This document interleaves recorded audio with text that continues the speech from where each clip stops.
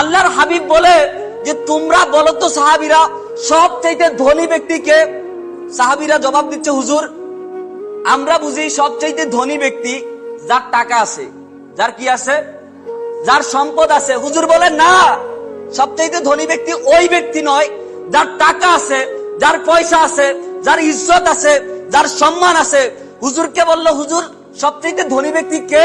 আল্লাহর হাবিব বলেন সবচাইতে ধনী ব্যক্তি ওই ব্যক্তি যার কলবের ভিতরে নূরে মুহাম্মদের ঈমান আছে। পড়েন না সুবহানাল্লাহ।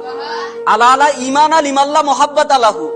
মুহাব্বতের নামই তো হচ্ছে ঈমান, আর ঈমান হচ্ছে একজন মুমিন মুসলমানের মূল ধন, মূল সম্পদ।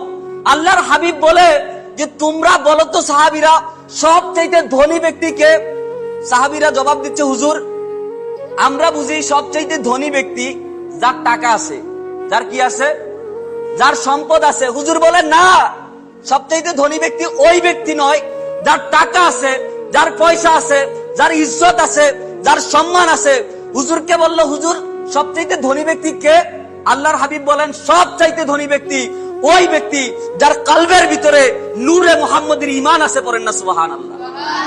সেই ঈমানের তালিম তরবিয়ত দিয়েছেন আমাদেরকে জামানার মুজাদ্দেদ মহিউসুন্নাহ রিজভী শাহ হুজুর কেবলা। কথা বলেন ঠিক কিনা?